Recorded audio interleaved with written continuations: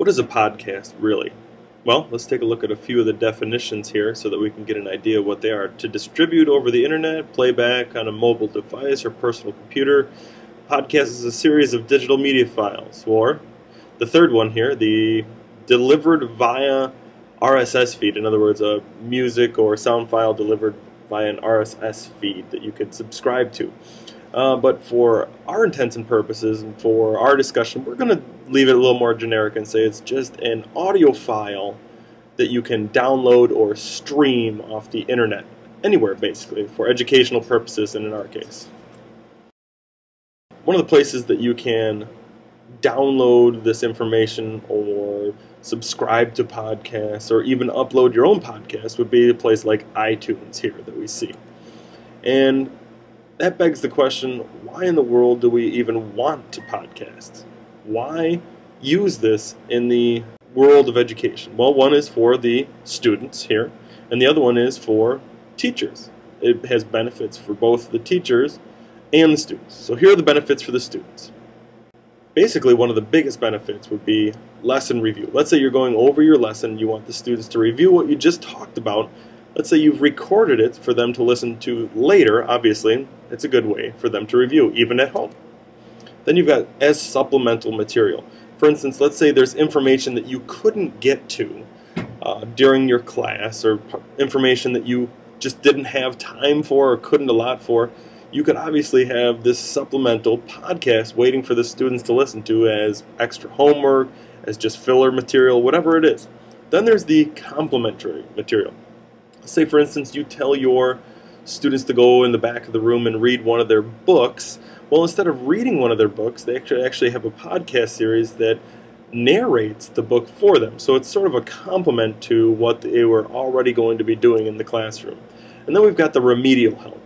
This is absolutely a phenomenal way to use podcasting information. Let's say it's remedial for anybody with learning disabilities, all the way down to the individual that just doesn't have that as English as their native language, perhaps. Let's say they're from a foreign country and they just have a hard time hearing you.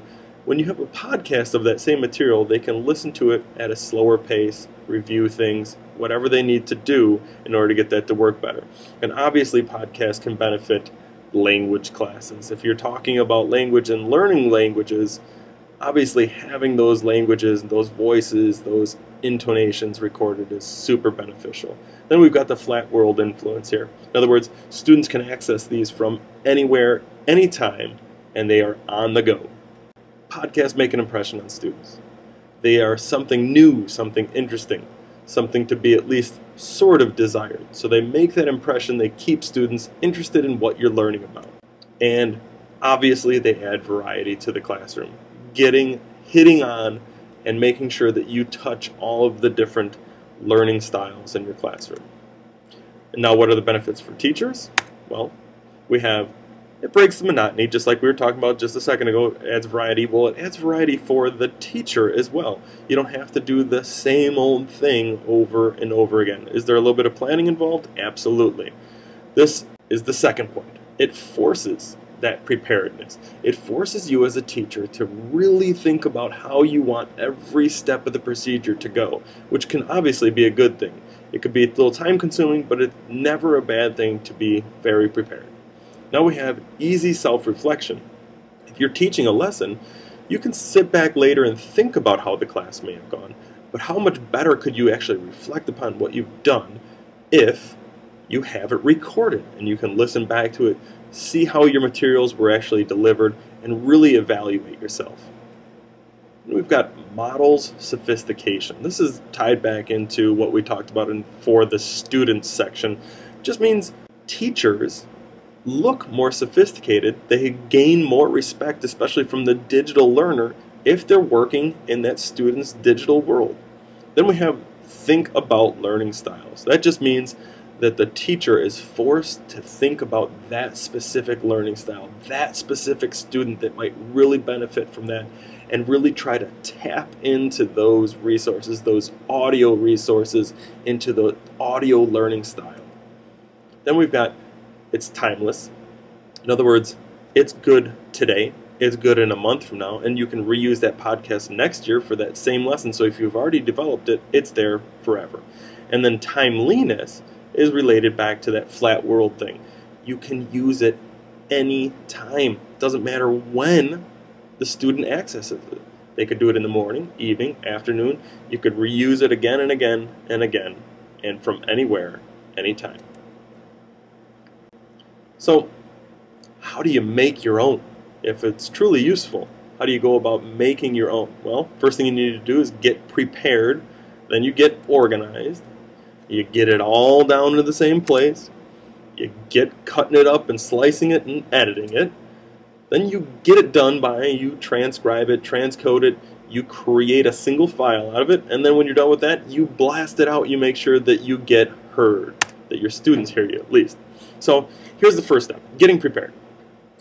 In order to get prepared, truly prepared to create a podcast, you have to choose a topic. That seems like a no-brainer.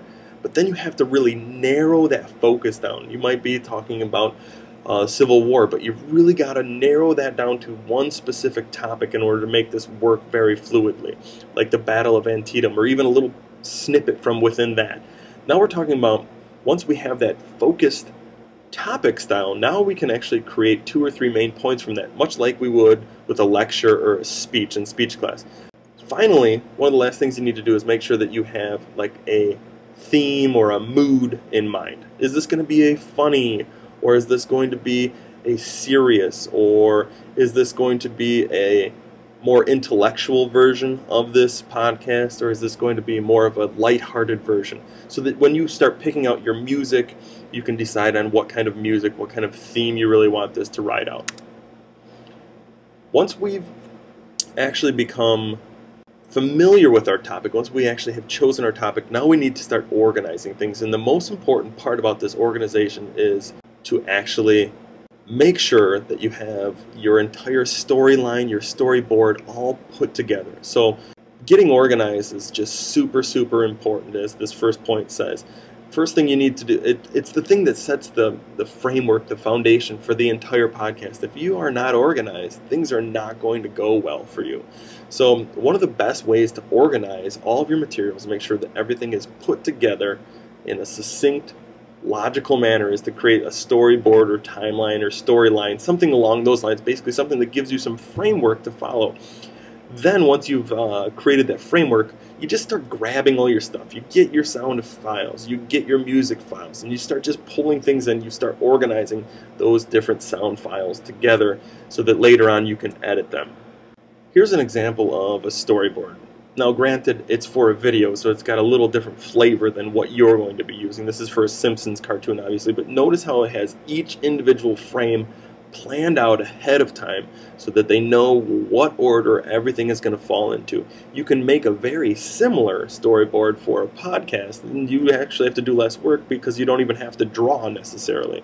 For instance, you could take something like this, which is the board of these different pieces that are put together to show you what's involved with the story over there on your right hand side. This is a story of Little Red Riding Hood.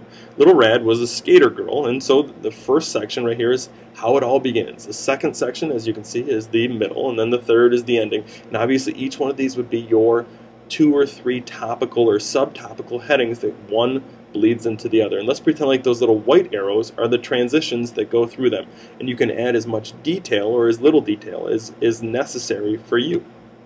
Now the nice part is that, like I said before, storyboards are not the exact way to go. You could use the storyboards like you see over here, or you could use something more like a timeline right here down at the bottom, or you could even just use a regular old outline to get your point written down, to get it all organized.